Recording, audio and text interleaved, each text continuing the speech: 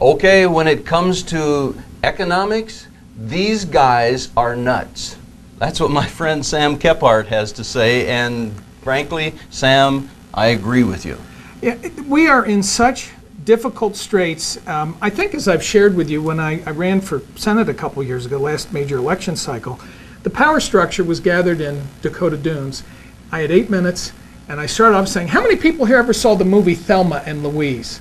Well, the bottom line is, at the end of the movie, Thelma and Louise drive the classic Thunderbird. They punch the accelerator, and they go off the cliff. I recall your presentation, and at that point, you had it nailed, but we are closer to that precipice than we have ever been, aren't we? Correct, and sadly, most of the folks, as you recall, tittered and laughed because they thought it was kind of a humorous premise or metaphor for what was going on, and of course now we realize it wasn't a joke at all. It ain't funny the anymore, joke's is on it? us, all of us. If you'll pardon my grammar. And essentially what has happened, we have gone from a representative democracy to what I call a state of corporatism, where Wall Street and the corporate interests basically maintain control of not only the feds, but the folks pretty much here in South Dakota and Idaho and Montana and the other states.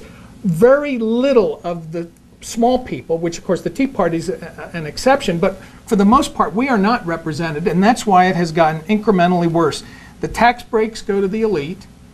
The sales and consolidation of business is ever going to bigger and bigger businesses. We're losing many small businesses. Or government. Right. Farming, as you know, has gone pretty much the way of agri-farming. Look at how many dairy farmers were here, 30 years ago, and now I don't think there's any. And now they're talking about a several thousand head foreign-owned dairy in an eastern South Dakota county. Right, and here's where it's going to get worse.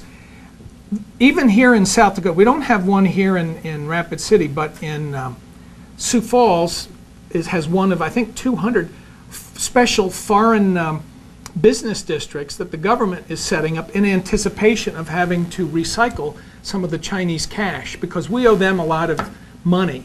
And a lot of yen. A lot of yen or yuan, and they're going to have to invest here because we're not going to be able to pay the bill. So the Chinese are already buying some major banks. They've gotten permission to buy some major banks here. So not only are we going to get screwed by banks, but it won't even be Americans that are owning them. But here's where it gets worse. The Chinese are going to come in. I didn't think it could get worse.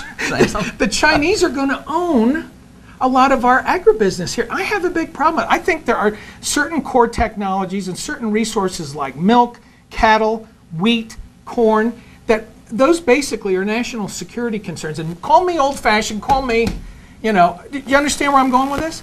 I'm sorry. And I have no personal animus towards the people, the actually working people in China, but you have to understand that country is run by communist, soulless, godless people at the top. And it is proven out day after day. They now have more subs in the Western Pacific than we do. So coming back to the economic issue, you have bankers here and corporate people, this corporatist system that literally is exporting our technology to China because they can use the Chinese labor to make it for much less than... they're stealing our technology. Well, correct. And selling it back to us. But guess what? My Apple iPhone and the Apple computers are now made in China. But the same technology, the beautiful technology, as you know, that goes into the core of an Apple iPhone or an iPad or one of their laptops, with very few changes, that technology can be made to run the guidance system on a cruise missile. And guess where the cruise missiles aren't going to be steered towards China? Who are they going to be steered towards? The United States. It's going to be a remarkable year through 2012 just to see how much farther down that road we get toward that cliff, the Thelma and Louise story. We've increased the speed, haven't we? Oh, we're jamming the foot on the accelerator. I'm going to make a prediction here to your audience, and people may not be comfortable with it. We're in the middle of a pitch battle, really pitch battle, according to polls, between Mitt Romney as a potential president and keeping Obama.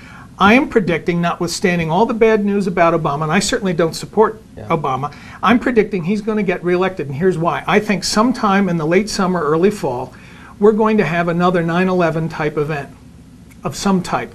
I suspect it will be ginned up, false flag operation. And no, I'm not a conspiracy little guys yes, coming you with are. Swiss Oh, cheese yes, you heads. are. But anyhow, you don't see my tin hat on. I'm predicting there will be some sort of either financial or major security crisis.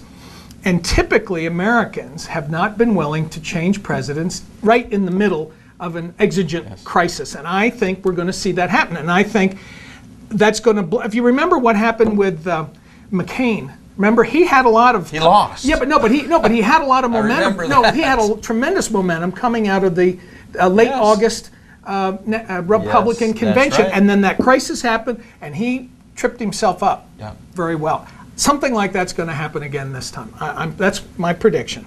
Well, on that happy note, let's see if we can get you to stay around and talk some more with our viewers. I think anyone who believes that America's prospects for absolute peace and security are going to be say Well, you know, the Bible. that well? The Bible even talks about that. It says when you hear the words peace and security, batten down the hatches. Yes, because in truth, these guys are nuts.